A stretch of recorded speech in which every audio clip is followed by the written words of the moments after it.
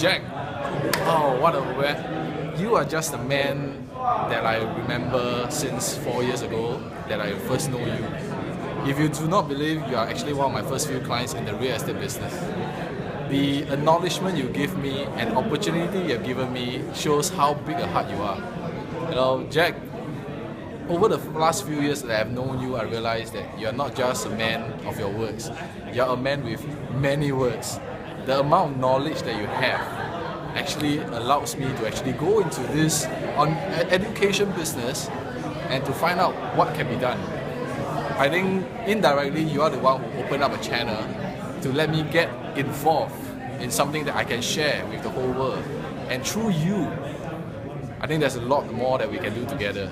You know, Jack, I think the friendship that we had over the past few years has been enormous. I get to know your family a lot better. But you as a person, you have so much to give, and I will just dig your brain out.